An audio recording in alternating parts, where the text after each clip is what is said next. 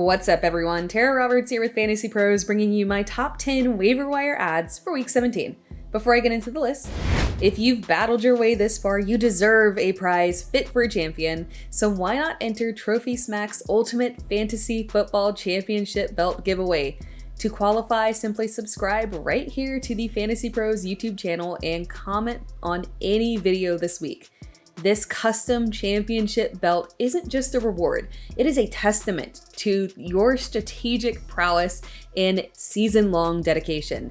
Make your victory unforgettable with Trophy Smack's ultimate symbol of fantasy football supremacy. And while you're at it, turn on notifications so you can be alerted when new episodes are up and to claim your prize. Now let's go ahead and dive right in. Number 10, Houston's defense. It is week 17, so I've got ads for every position this week. If you're looking for a streaming option at defense in week 17, Houston could be the defense for you. Reason number 1, they play Tennessee, and we literally just saw this matchup a week ago. They allowed just 10 points, had 7 sacks and 2 turnovers, and finished with 14 fantasy points. Sometimes it's best to just go with the known, and we know what's likely going to happen in this game. Reason number 2, the Texans get CJ Stroud more than likely this week, and the offense should stabilize again, and less turnovers by the offense means the defense will be put into more favorable situations. There are a couple of other defenses that I do like this week. Atlanta is one, the Rams are another, but Houston feels the least risky. Number 9, Kenneth Gamewell. Between Khalil Herbert and Roschon Johnson, the Chicago running back scored 27 fantasy points in PPR against the Cardinals. The Cardinals' defense just continues to be the gift that keeps on giving to opposing running backs. Gamewell hasn't exactly been productive. To be fair, neither were the Chicago running backs prior to this, but Gamewell hasn't had a ton of volume, but he's actually been very present within the Eagles' offense. He's played a minimum of 41% of snaps over the past 3 games. He is capable of contributing on the ground and through the air, and it is important to note that Swift has struggled over the past several games as well. This could be the remedy for both backs, and Gamewell has value in deep leagues. Number 8, Chig Okonkwo. Given the injury to TJ Hawkinson and the disappointing dip in production from guys like Dalton Kincaid and Pat Freiermuth, a lot of you might be looking for streaming options at tight end this week, and Chig Okonkwo is a solid ad. Chig was finally creeping his way into fantasy relevancy, and I was worried that the return of Ryan Tannehill would put a stop to that since Chig didn't really have strong performances earlier in the season, but boy was I wrong. Chig led all Titans pass catchers and had a phenomenal game, catching all 6 of his targets for 63 yards and his first touchdown of the season. He was the only bright spot in the Titans receiving game. If you are desperate at tight end, you could ride the hot hand with Chig. Number 7, Tucker Kraft. I continue to stand for Tucker Kraft as being one of the best streaming options likely available on waivers. Kraft isn't flashy, he isn't putting up massive production, but if you want a guaranteed 10 fantasy points, Kraft is your guy. The Packers did open up Luke Musgrave's window to return, but it doesn't look like he was actually close to returning this past week. He didn't practice at all. He seems to still be working his way back, and as long as he is out, Kraft is a very reliable streaming option. Minnesota's defense has been strong against tight ends, but it's important to note that targets will just naturally flow Kraft's way with Christian Watson still dealing with his injury, Dontavian Wicks leaving week 16 with an injury, and Jaden Reed working through his injury as well. Number 6, DeMario Douglas. After an underwhelming week 15 return, DeMario Douglas had a nice bounce back game with 5 receptions on 8 targets for 74 yards, and that was very encouraging in a difficult matchup against the Denver secondary.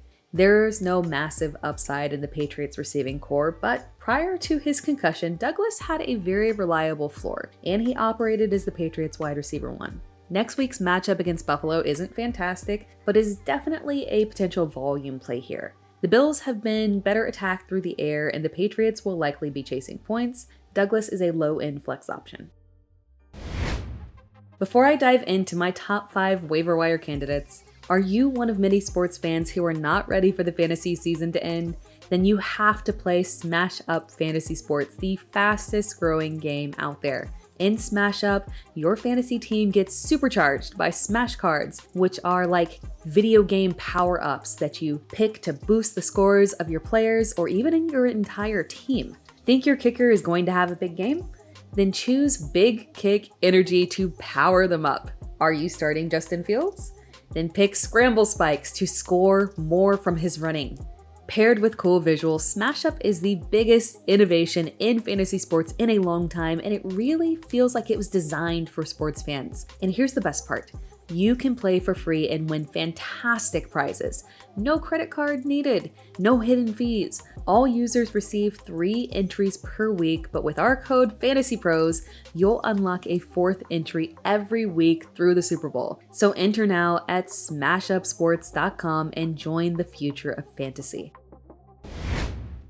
Number 5, Chris Rodriguez. As predicted, the Washington backfield operated as a committee. Despite how much we want to see Antonio Gibson get a full workload, it's just not happening. Gibson had 9 carries for 30 yards and a touchdown, but Chris Rodriguez had 10 carries for 58 yards and 2 touchdowns, an excellent fantasy day. Being more productive than Gibson will likely earn him more favor. Brian Robinson didn't really seem close to returning this week, and with Washington being very out of the playoff picture, there's no reason to rush him back. The Week 16 matchup against the Jets was definitely more run-friendly than the Week 17 matchup against San Francisco, so do temper expectations here. But it is very possible we see Jacoby Brissett at quarterback, and he could at least attempt to get the game a tiny bit competitive here. As long as the game doesn't get too far out of hand, Rodriguez could have a decent fantasy day. Number 4. Derek Carr. Streaming options at quarterback are interesting this week. I'd like to go with Nick Mullins in an excellent matchup against Green Bay's awful secondary, but technically, after throwing 4 interceptions, I need actual confirmation that he will remain the starting quarterback. Flacco against the Jets is scary and intriguing at the same time, but you could just play it safe and go with Derek Carr. Carr's had 3 touchdowns in each of the past 2 games, and he's typically been able to take advantage of decent matchups. Tampa's defense has tightened up a bit over the past couple of weeks, but they are still very vulnerable to the pass. Number 3, Jameson Williams. The Lions had a very well-rounded, balanced attack this week, and while Jahmyr Gibbs and Amon-Ra St. Brown thrived, don't overlook Jameson Williams. Williams seems to have finally earned the trust of Dan Campbell and is getting very encouraging volume. It's not mind-blowing, but it's steady, and that's what we've been missing. We've seen the one big explosive play, but we needed to see increased snaps and targets. Over the past 2 weeks, Williams has had a total of 13 targets, and that's a giant step forward when he was typically seeing around 3 targets per game previously. It appears that he has pushed his way forward into the wide receiver 2 role within this offense. He's had between 7 and 12 fantasy points over the past 6 games, aside from one terrible 0.4 fantasy point performance against Chicago, but to be fair, that was a terrible game for Jared Goff. If Williams could combine his newfound target share with one of those big plays, he could have 20 fantasy point upside. He's a solid add. Number 2, KJ Osborne. Both TJ Hawkinson and Jordan Addison went down with injuries, so adding KJ Osborne just is a very logical move. Osborne has been a very reliable option and produced when top options in the offense have gone down, and that's exactly what he did in Week 16. Osborne had 5 receptions on 7 targets for 95 yards and a touchdown. If either Hawkinson or Addison can't play this week, Osborne would be a very interesting flex play. But if both Hawkinson and Addison went down this week, Osborne would be a very strong flex option in a pass-friendly matchup against Green Bay. Green Bay's secondary has been lit up all season, and even Bryce Young was able to take advantage of their struggling secondary. The only potential risk here is, again, Nick Mullins was a hot mess, and while he threw for over 400 yards, fantastic for fantasy, he also had 4 interceptions and they lost the game. So it's entirely possible that we don't see Mullins this week. Regardless, add Osborne for the potential upside. Number 1, Demarcus Robinson. Demarcus Robinson was the second leading receiver behind Puka Nacua in Week 16. It is time to accept that this is just the typical Demarcus Robinson cycle where he pops up once in a season and is a very usable fantasy asset for multiple weeks. It's just what he does. And he has been on a 4-week tear with a touchdown in each of the last 4 games and a minimum of 13 fantasy points.